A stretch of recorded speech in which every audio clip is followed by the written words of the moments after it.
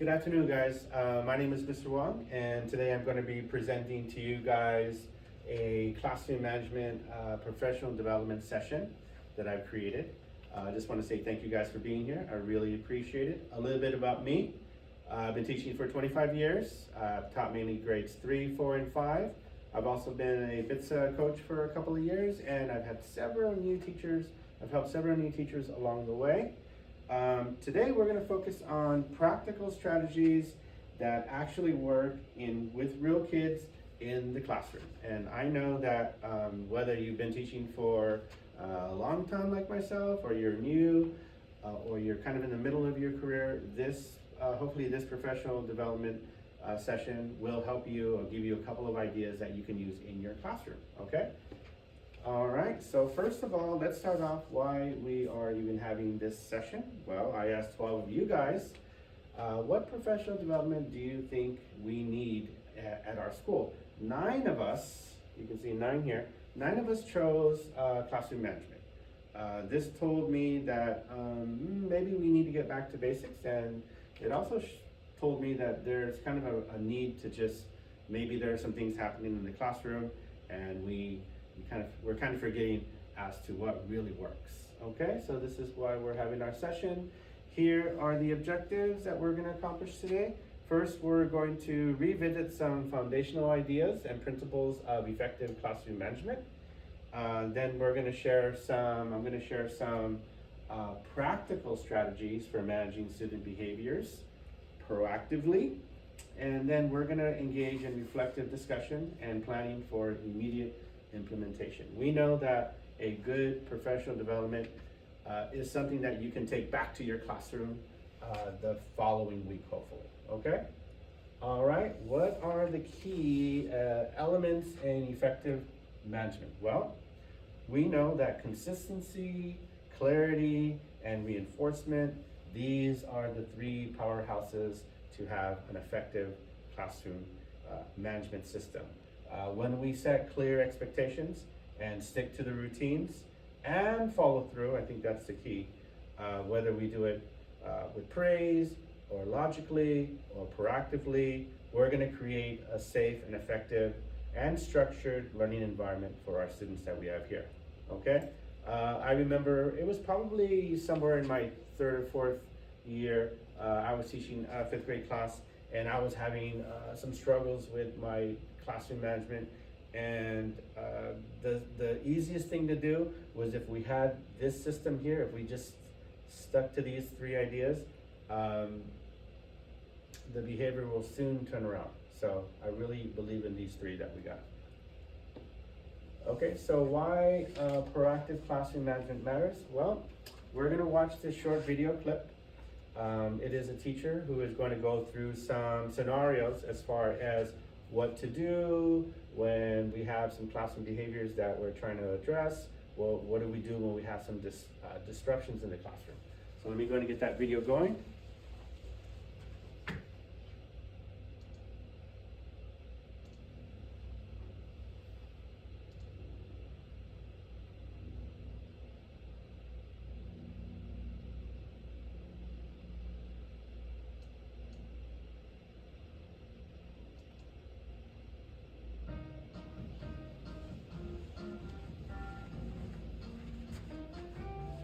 Hey there, Kyle. Hey, Rachel.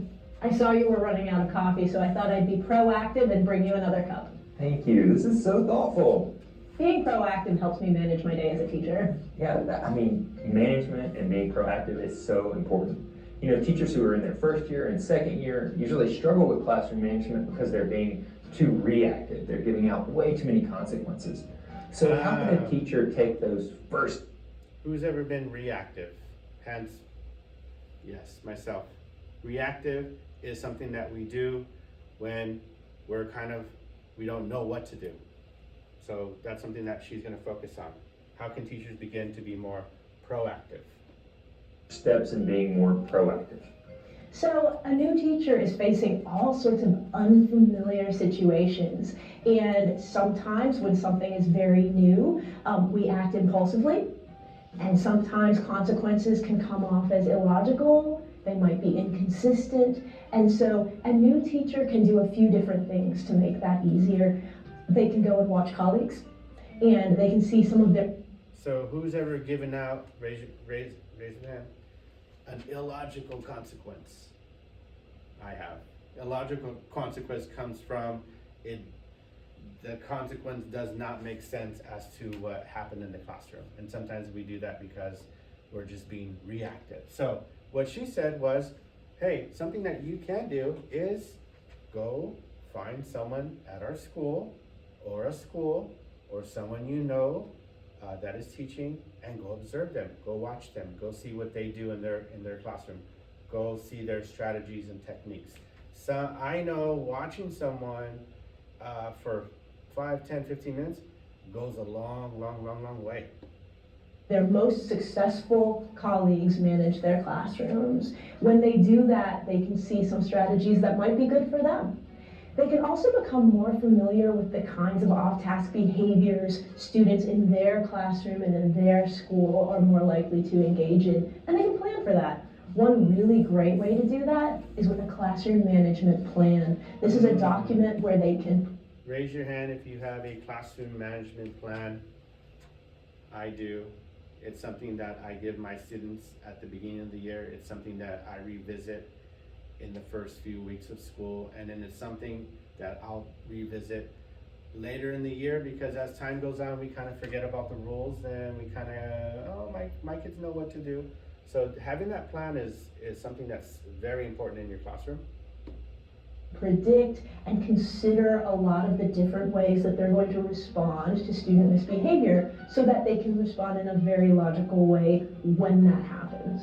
Yeah, so observe, personalize it to your classroom, and then write down a plan. Absolutely. Great. So So we know that sometimes. If I asked you which students in your classroom, how many students in your classroom, show me 1, 2, 3, 4, 5 or more, do you know give you problems in your classroom?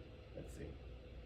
2, 4, 7. Okay. So what she's suggesting is that writing down the problems that you are getting with your students and making a plan for when they do this, you're going to do this. It has to be logical, or else it's just going to come off as reactive and illogical. That's what she's suggesting. As a teacher has to focus their attention in multiple areas. Maybe they need to go help a student with a problem. How can they still be proactive with their classroom management when they are having these competing demands? Teachers are doing so many different things at once, and they definitely need to work with individual students while monitoring the rest of the class. One really practical way to do this is to angle your body toward the class when you're working with an individual student. How many of you guys do that? When you're working with somebody, you're also watching the class. This is what she's suggesting, because I know that when my back is turned or I'm busy somewhere, some of those students that disrupt, that is their time to do it. And they know when we're busy. They know how we work with our students. So that everybody else knows that you're still able to see them, even in your peripheral vision. And that's going to keep them a little more on task than if you had your back turned to them. Another thing that I like to do is work with one individual student, pause for a moment, and praise something that somebody else in the class is doing. I'm not calling anybody out. Situational awareness. So how many of you have tried that before? Okay. And it sounds easy, but I know when we're working with students, we're busy with that student. It's hard to pause and look and find someone doing something great and pointing it out, and then coming back to the student that you're working with. So what she's suggesting is you try that, is when you're working with someone, just look around and find somebody who you can give positive praise to. That's gonna let the students know that not only are you working with somebody, but you're also keeping an eye on everyone who's working, because sometimes students, they see you working with somebody and they need help, and then they start to distract. So awareness is really key, and knowing what your other students are doing when you work with an individual student is really going to help you manage your class. Yeah. Well, productivity is such a good thing for a teacher to have, but it's also good for Only adults who are showing. So we're gonna stop the video right there and come back to this real quick. So that video that we watched, to me, it really hits home because classroom management isn't just about having discipline. It's actually about creating an idea that you're being proactive with your students, that you're being consistent with the consequences, they're logical, and you're setting those expectations. So what I want you to do after watching that video is I want you to think about, can you use some of those techniques that she pointed out? Can you go observe a colleague? Can you try to work with, when you're working with someone, pointing out, being proactive and pointing out something that a student is doing? This brings me to why classroom management matters. Classroom management directly impacts student learning and teacher efficacy. According to Glathorn and others, a well-managed classroom fosters student engagement and minimizes the disruptions, allowing for deeper academic focus. So how do you think classroom management impacts student engagement or academic outcomes in your classroom today? So I want you to think about that right now. How is your classroom management system? On a scale of 1 through 5, 5 being it's amazing, go ahead and show me, how do you think your classroom management is today? Okay, yeah, I agree that there's always something to learn in management. Sometimes we kind of forget about the things that are important. So I'm going to leave you off right there. I'm Mr. Wong, and I will talk to you later. Thanks a lot.